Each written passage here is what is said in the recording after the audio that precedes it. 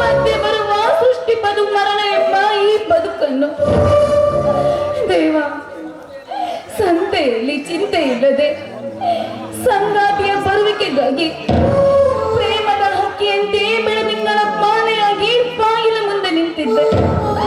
ಆದ್ರೆ ರಣ ಹತ್ತಕ್ಕೆ ಬಂದು ನನ್ನ ಕನಸು ನನ್ನ ಸಾಗುದ ಒಳಗಡೆ ನನ್ನ ಎದೆಯನ್ನೇ ಕುಕ್ಕು ತಿಂದಿತ್ತು.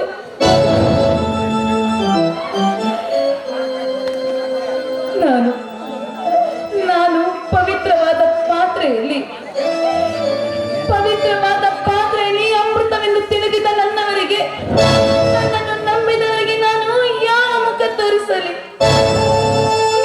ಇಲ್ಲ, ನಾನು ಬದುಕಿರಬಾರದು.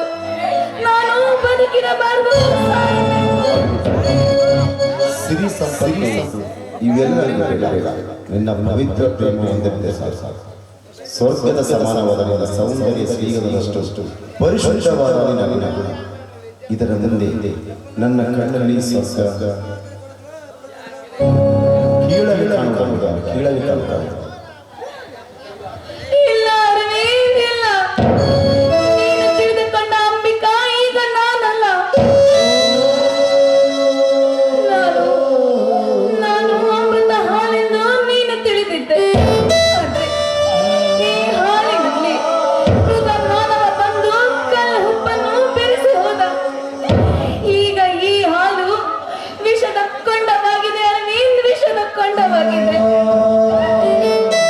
ನಿನ್ನನ್ನು ನಂಬಿದ ನನಗೆ ಈ ರೀತಿ ಮೋಸ ಆಯಿತು.